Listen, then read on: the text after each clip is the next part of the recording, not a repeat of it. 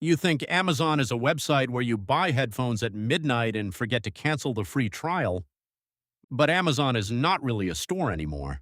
It is a delivery network, a movie studio, a smart speaker company, an advertising machine, and the invisible cloud system running huge parts of the internet. So, how did a tiny online bookstore become a machine that touches your life before you even open the app? To understand that, we need to go back to 1994. Jeff Bezos was working at a Wall Street firm called D.E. Shaw. Good job, good salary, nice office. The kind of job your relatives mention proudly at every family function. Then Bezos saw a report saying the internet was growing at roughly 2,300% a year. Most people looked at the early internet and saw weird noises, slow pages, and a place where someone could spend 10 minutes downloading one blurry picture of a cat. Bezos saw a gold mine. He made a list of products that could be sold online: CDs, clothes, software, videos. But books were perfect. There were millions of titles, bookstores could not keep them all in stock, and books were easy to ship. So Bezos quit his job, moved to Seattle, and started Amazon as an online bookstore. The website launched in 1995. At first it looked simple: customer clicks book, Amazon sends book, everyone goes home. Except Bezos was not building a bookstore, he was building a habit. The trick was selection. A physical bookstore might hold thousands of books. Amazon could show millions.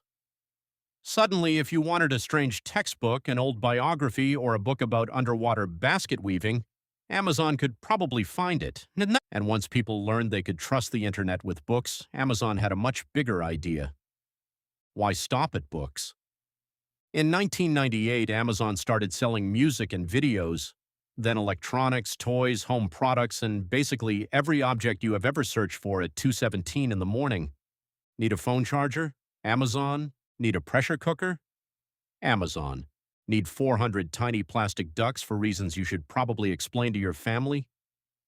Amazon has options, but selling more products created a huge problem: warehouses.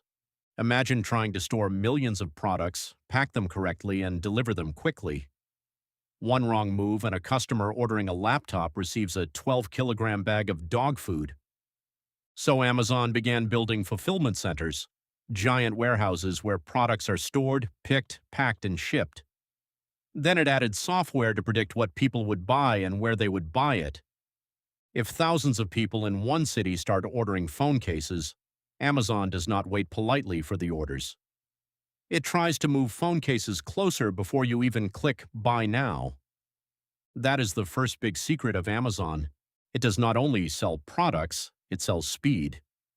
Then came the second secret: the marketplace. In 2000, Amazon opened its platform to third-party sellers. That meant small businesses could sell through Amazon instead of building their own website, payment system, delivery network, customer support team, and warehouse. For a seller, it felt like renting a shop inside the world's busiest mall. For Amazon, it was brilliant. Amazon did not need to buy every product itself.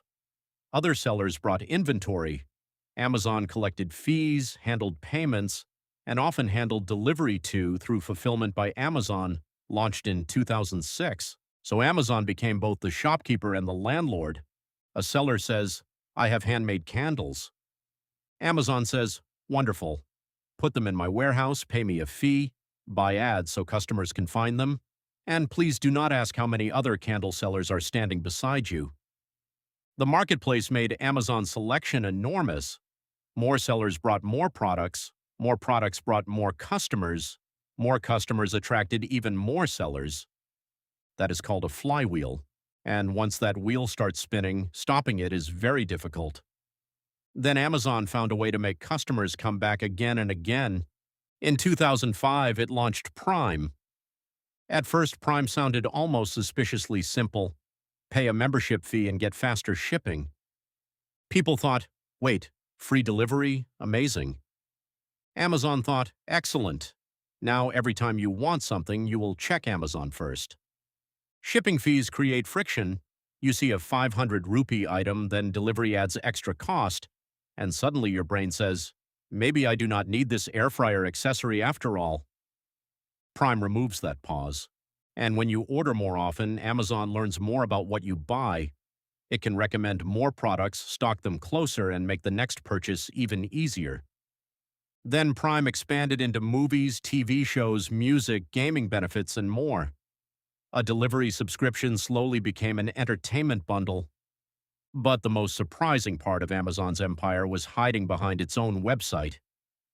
In the early 2000s, Amazon had built massive computing systems to handle shopping traffic, servers, storage, databases, and software tools. Then someone inside Amazon asked a dangerous question. What if we rent this infrastructure to other companies? In 2006, Amazon Web Services, AWS, was born. Instead of buying expensive servers, a startup could rent computing power from Amazon. Need storage? Rent it. Need a website to handle millions of visitors? Rent it. Need AI tools, databases, or security systems? Rent those too. AWS became the invisible engine room of the internet. A food delivery app, a streaming platform, a startup, a bank, or a game may not look connected to Amazon at all. But behind the scenes, many digital services rely on cloud infrastructure like AWS. In 2025, AWS generated about $128.7 billion in sales and roughly $45.6 billion in operating income, showing why cloud computing became one of Amazon's most important profit engines. And Amazon did not stop there. It built an advertising business. When brands pay to appear at the top of search results, Amazon earns money. It sells devices like Echo and Fire TV. It owns Prime Video. It runs grocery operations. It builds logistics networks. It experiments with AI, satellites, and even robo-taxis. This is why Amazon is hard to understand if you only look at the cardboard box on your doorstep. The box is the front door. Behind it is a system that earns from sellers, shoppers, subscriptions, ads, cloud computing, media, and data. And that system changes everyday life. For customers, it means more choice, faster delivery, easier price comparison, and access to small sellers who might never reach a national audience. For businesses, it can mean instant access to millions of customers and powerful cloud tools without buying their own infrastructure. But it also creates difficult questions. When one company controls the marketplace, the warehouse, the delivery system, the ads, and the cloud beneath other businesses, how much power is too much? Amazon made shopping feel effortless, but effortless systems can become invisible systems. And invisible systems are often the ones shaping your choices the most. Amazon did not become the everything store by selling everything. It became powerful by building the systems that make everything easier to sell, ship, stream, store, and search. The package at your door is not the empire. It is just the receipt.